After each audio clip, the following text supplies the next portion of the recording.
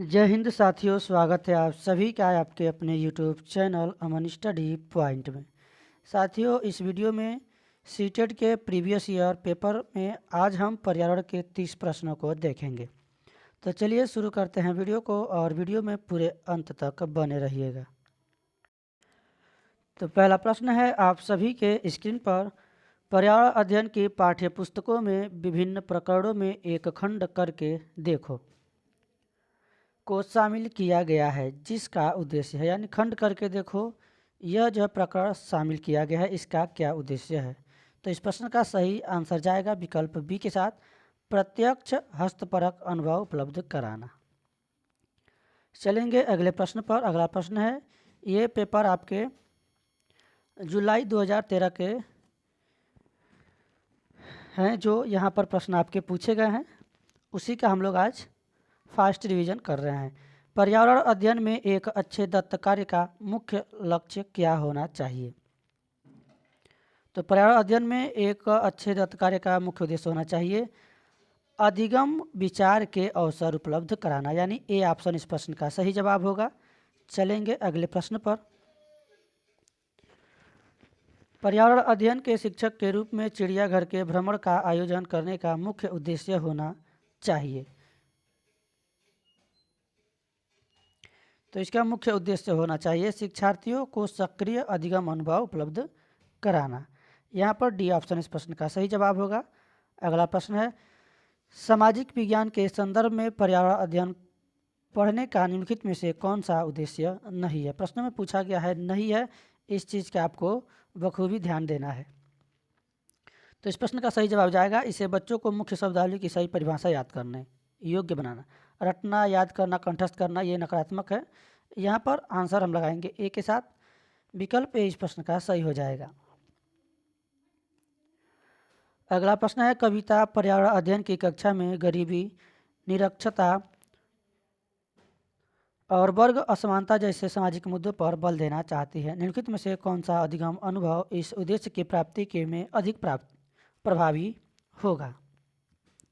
तो इसमें सबसे अधिक प्रभावी होगा आपका शिक्षार्थियों को संबंधित जानकारी एकत्र करने और उनका विश्लेषण करने के लिए सामूहिक परियोजना लेने के लिए कहना। डी ऑप्शन इस प्रश्न का सही जवाब होगा। चलेंगे अगले प्रश्न पर। प्राथमिक स्तर पर पर्यावरण अध्ययन में रचनात्मक आकलन किसको शामिल नहीं करता है। तो यह शामिल शिक्षार्थियों को ग्रेडिंग और रैंकिंग को शामिल नहीं करता है। ऑप्शन इस प्रश्न का सही जवाब होगा। अगला प्रश्न है, नीचे लोगों के कुछ क्रियाकलाप दिए गए हैं, तो इसके हिसाब से यहाँ पर कूट दिए गए हैं, इसमें से आंसर बताना है। खानों का उत्खनन, खुदाई, बांधों का निर्माण, बाजार में बेचने के लिए पत्तियाँ एवं जड़ी बूटी इकट्ठा करना, बांस से टोकरी बुनना, गिरे हुए पत्तों से पत्तल बनाना। इनमें से वह क्रियाकलाप कौन से हैं जो जंगलों के गायब होने के लिए जिम्मेदार हैं। तो जंगलों के गायब होने के लिए जो इसमें से जिम्मेदार हैं आपके देख सकते हैं,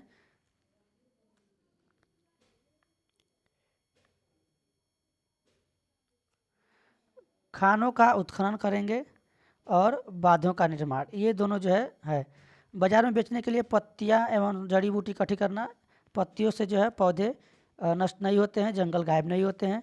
बांस की टोकरी बुनना, इससे भी जंगल गायब नहीं होते हैं। गिरे हुए पत्तों से पत्तल बनाना, यानी पत्ते हुए गिरों का प्रयोग कर रहे हैं तो इससे जंगल गायब नहीं होंगे। तो यहाँ पर ऑप्शन ए और बी जो है इसमें जिम्मेदार है। ए और बी किस में मिलेंगे आपको, ऑप्शन सी में। सी के साथ आंसर लगाएंगे। चलेंगे अगले प्रश्न पर। कांसे के बारे में सही कथन चुनिए। तो कांसे के बारे में यहाँ पर सही कथन चुनना है। कांसा, लोहे, चांदी तथा स्वर्ण, इसमें आपका ए बी सी डी कूट दिया गया है, कूट के हिसाब से आंसर देना है।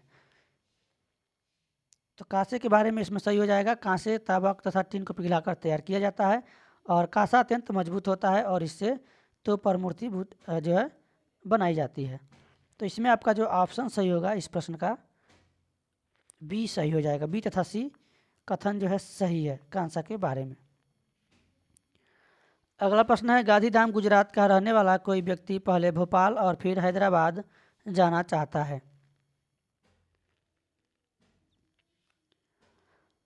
उसके सफ़र यानी यात्रा की दिशाएं क्या होगी। तो ये व्यक्ति है गांधीधाम यानी गुजरात में रहने वाला, पहले भोपाल जाना चाहता है, फिर हैदराबाद, यानी आंध्र प्रदेश।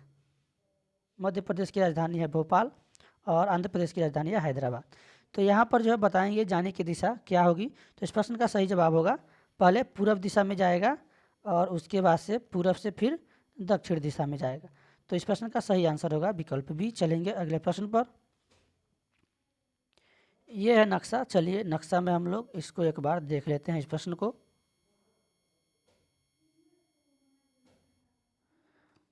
व्यक्ति पहले यहाँ पर देखेंगे गुजरात है, कहाँ पे है, गुजरात में है और इसको जाना है मध्य प्रदेश। तो इसके लिए इसको पहले पूरब जाना पड़ेगा। ये है पूरब, ऊपर आपका होता है उत्तर, नीचे होता है दक्षिण और इधर होता है पश्चिम। तो मध्य प्रदेश जाएगा। अब यहाँ से इसको जाना है हैदराबाद यानी आंध्र प्रदेश। तो थोड़ा सा और नक्शे को हम लोग छोटा कर लेते हैं।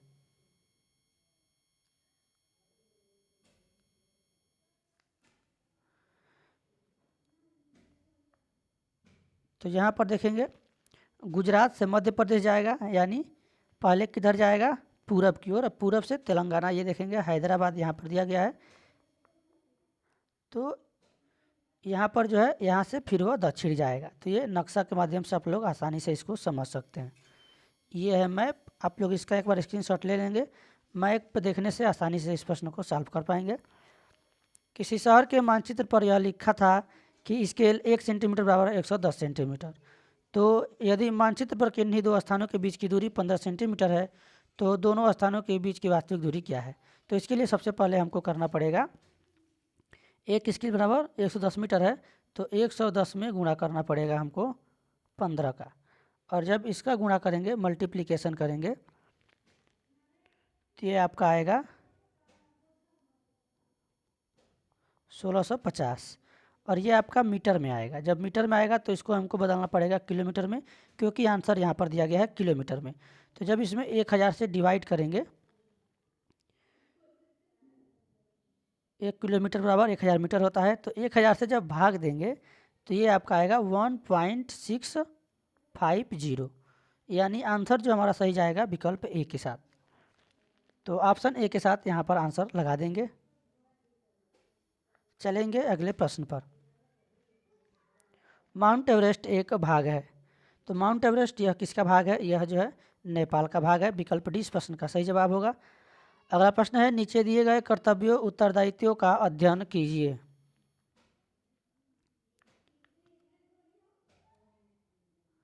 तो ये सभी आपको जो है यहाँ पर कथन को पढ़ लेना है, इसके हिसाब से यहाँ पर आंसर देना है। तो माउंटेन के में ग्रुप के लीडर के जिम्मेदारियों का प्रयुक्त में से चुनाव कीजिए, यानी कौन कौन सा जो है माउंटेनियरिंग में ग्रुप लीडर का जिम्मेदारी है, इसमें से बताना है। तो इसमें देखेंगे जो विकल्प ए है, अन्य लोगों का सामान उठाने में मदद करना, साथी के बीमार होने पर उसका ध्यान रखना और सबके साथ खाने पीने का इंतजाम करना, रुकने की आराम करने के लिए अच्छी जगह ढूंढना, ये जो है उसकी लीडर की जिम्मेदारियां हैं। उसको आगे नहीं चलना चाहिए, जो चलना पाए उसे रुकने के लिए नहीं करना चाहिए, सबका सहयोग करना चाहिए। तो यहाँ पर देखेंगे ए, डी और ई ऑप्शन ए में है। ए ऑप्शन इस प्रश्न का सही जवाब होगा। चलेंगे अगले प्रश्न पर। उस मनोवैज्ञानिक का क्या नाम है जिसने सर्वप्रथम मच्छर के पेट के अंदर ताक झांक की और यह सिद्ध किया कि मलेरिया मच्छर से फैलता है, तथा इस अनुसंधान के लिए दिसंबर 1902 में चिकित्सा के क्षेत्र में नोबेल पुरस्कार दिया गया। तो उस वैज्ञानिक का, मनोवैज्ञानिक का नाम है, कौन सा वैज्ञानिक है, वह वैज्ञानिक है रोनाल्ड रोस। ऑप्शन ए इस प्रश्न का सही जवाब होगा। चलेंगे अगले प्रश्न पर। रजत ने अपने मित्र से कहा, मैं नहीं खेल सकता क्योंकि मुझे बुखार है। मैं कपकपी बुखार, सिर दर्द और अंत में पसीना आने से चक्र से गुजरता हूँ। तो ये किस बीमारी का जो है लक्षण है, इसमें इसके हिसाब से प्रश्न का उत्तर बताना है। तो ये है मलेरिया का लक्षण। आंसर जो है विकल्प ए के साथ जाएगा। अल-बिरूनी कौन था, यहाँ पर बताना है। तो अल-बिरूनी जो है यह उज़्बेकिस्तान का यात्री था जिसने एक किताब लिखी जो हमारे देश के इतिहास के बारे में जानने में सहायक है। तो इस प्रश्न का सही जवाब होगा ऑप्शन डी। चलेंगे अगले प्रश्न पर। रात में जागने वाले जानवर हर चीज़ को किस प्रकार से, किस रंग में देखते हैं। तो ये रातों वाले जो हैं केवल काली और सफ़ेद ही देख सकते हैं। यहाँ पर ऑप्शन सी इस प्रश्न का सही जवाब होगा। चलेंगे अगले प्रश्न पर। वीडियो को अभी तक आपने शेयर नहीं किया है तो एक बार शेयर कर दीजिएगा। हाथियों के झुंड के बारे में सही कथन का यहाँ पर चुनाव कीजिए। तो इसमें जो है हाथियों के झुंड में जो केवल हथिनियाँ ही 14 वर्ष के बच्चे होते हैं, केवल हथिनियाँ और 14-15 वर्ष के बच्चे होते हैं। और इसमें जो है ऑप्शन ए एक सही हो जाएगा। और अगला जो देखेंगे ऑप्शन इसमें कौन सा, झुंड की सबसे बुजुर्ग हथिनी पूरे झुंड की नेता होती है। और इसके बाद जो है जब हाथी के बच्चे जब बड़े हो जाते हैं तो वह झुंड को छोड़ देते हैं। एक ही परिवार के सदस्य, ये गलत है। तो यहाँ पर जो है विकल्प हमारा जो सही होगा ए और सी। तो ए और सी मिलेगा ऑप्शन सी में, सी के साथ आंसर लगाएंगे। पंखुड़ियों के अंदर फूल के बीच के में कुछ पतली पाउडर जैसी रचनाएं दिखाई देती हैं जिन्हें कहते हैं। तो इनको हम कहते हैं पराग। ऑप्शन सी इस प्रश्न का सही जवाब होगा। चलेंगे अगले प्रश्न पर। यदि आप रेलगाड़ी द्वारा अहमदाबाद जाएं तो आपको रेलवे स्टेशन पर अधिकतर बेचने वाले खाने की कौन सी चीज़ें बेचते मिलेंगे। तो गुजरात की बात की जा रही है, वहाँ पर आपको ढोकला चटनी नींबू वाले चावल यहाँ पर देखने को मिलेंगे। ऑप्शन बी इस प्रश्न का सही जवाब होगा। अगला प्रश्न है, पक्षी अपनी गर्दन बहुत अधिक हिलाते हैं, इसका कारण है कि। इससे संबंधित और मैना जो पक्षी है उससे भी संबंधित सीटेट में प्रश्न पूछे गए हैं। वो सभी प्रश्न हम आपको प्रीवियस ईयर प्रैक्टिस सेट में कराएंगे, तो बने रहिएगा वीडियो में पूरे अंत तक। तो यहाँ पर जो है उसका कारण यह है कि पक्षियों की जो आँखों की पुतली है वह घूम नहीं सकती है। ऑप्शन सी इस प्रश्न का सही जवाब हो जाएगा। निदान के पश्चात कोई डॉक्टर रोगी से यह कहता है कि उसके खून में हीमोग्लोबिन की कमी है, तो उस रोगी को आयरन की कमी को पूरा करने के लिए क्या क्या खाना चाहिए। तो हीमोग्लोबिन की कमी को पूरा करने के लिए यहाँ पर गुड़ होता है, हरी पत्तियाँ, साग सब्जियाँ होती हैं, पालक होता है, या फिर एक जो आपका गुड़ होता है। तो आंवला और गुड़ ये जो है सबसे ज़्यादा लाभदायक होता है। तो इसमें जो है ऑप्शन ए इस प्रश्न का सही जवाब होगा। चलेंगे अगले प्रश्न पर। राष्ट्रीय पाठ्यचर्या की रूपरेखा 2005 प्राथमिक स्तर पर पर्यावरण अध्ययन शिक्षण का प्रमुख उद्देश्य होना चाहिए। तो इसका प्रमुख उद्देश्य होना चाहिए कक्षा कक्षीय अधिगम को विद्यालय के बाहर जीवन से जोड़ना। डी ऑप्शन इस प्रश्न का सही जवाब होगा। चलेंगे अगले प्रश्न पर। निम्नलिखित में से कौन सा प्राथमिक स्तर पर पाठ्यचर्या अध्ययन की पाठ्यचर्या की आवश्यकता के अनुरूप नहीं है। तो इसमें पूछा गया है नहीं है, नकारात्मक टैगवर्ड यहाँ पर देखना है, जो ऑप्शन नकारात्मक होगा। तो इस प्रश्न का सही जवाब होगा उसे काम की दुनिया में प्रवेश के लिए शिक्षार्थियों को ज्ञान एवं कौशल से लैस करना चाहिए। यही इस प्रश्न का सही जवाब होगा। चलेंगे अगले प्रश्न पर। एनसीईआरटी की पाठ्यपुस्तकों में पर्यावरण अध्ययन को उच्च प्राथमिकता और स्थान दिया गया है, किस लिए दिया गया है। ऑप्शन है आप सभी के स्क्रीन पर। तो इसलिए दिया गया है कि चिंतन और विस्मय के लिए शिक्षार्थियों को अवसर उपलब्ध कराया जा सके। तो शिक्षार्थियों को अवसर उपलब्ध कराने के लिए दिया गया है। यहाँ पर ऑप्शन सी इस प्रश्न का सही जवाब होगा। चलेंगे अगले प्रश्न पर। पर्यावरण अध्ययन की पाठ्यपुस्तकों में कविताओं और कहानियों को शामिल करने का निम्नलिखित में से कौन सा उद्देश्य नहीं है। यहाँ पर भी पूछा गया है कौन सा उद्देश्य नहीं है। तो यहाँ पर नित्य और एकरस विषय वस्तु में बदलाव करना। ऑप्शन सी इस प्रश्न का सही जवाब होगा। चलेंगे अगले प्रश्न पर। पर्यावरण अध्ययन की एककक्षीय पाठ्यचर्या को बच्चे के प्रति सही, जीवन के प्रति सही और विषय के प्रति सही होना चाहिए। पाठ्यचर्या की निम्नलिखित विशेषताओं में से कौन सा उपयुक्त आवश्यकता को पूरा नहीं करती है। तो यहाँ पर लगातार नहीं प्रश्न पूछा गया है, कन्फ्यूजन नहीं होना है। और हम लोग नहीं पे ध्यान नहीं देंगे तो हम यहाँ पर गलत आंसर भी लगा देंगे। तो यह शब्दावली और परिभाषाओं को अधिक बल देती है। तो अधिक बल देना ये निगेटिव टैगवर्ड है, प्रश्न भी निगेटिव है। आंसर लगाएंगे विकल्प ए के साथ। ए विकल्प इस प्रश्न का सही जवाब होगा।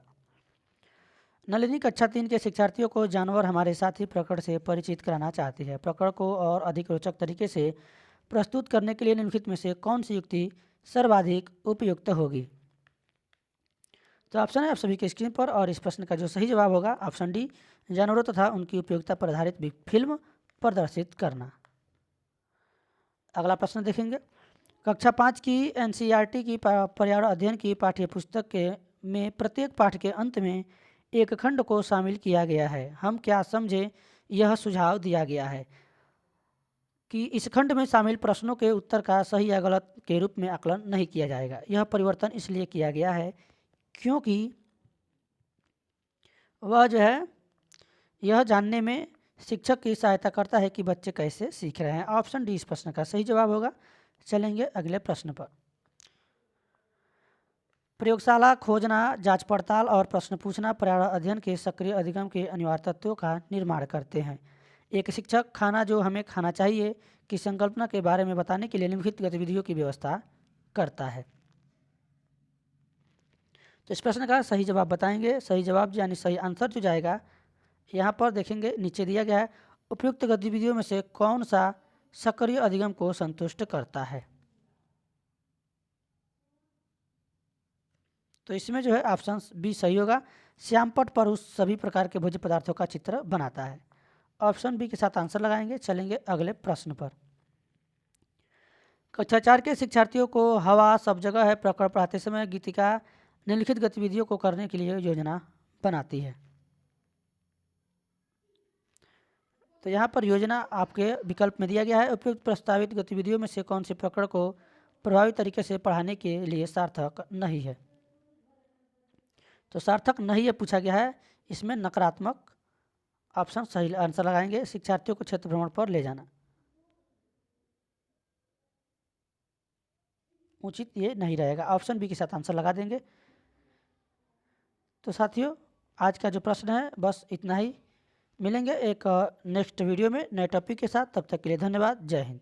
और अभी तक वीडियो को आपने लाइक और शेयर नहीं किया है तो वीडियो को लाइक और शेयर कर दीजिएगा। और चैनल पर पहली बार हैं तो चैनल को सब्सक्राइब करके बेल नोटिफिकेशन आइकन को प्रेस कर लीजिएगा ताकि जो भी नोटिफिकेशन है आप सभी तक पहुंच सकें।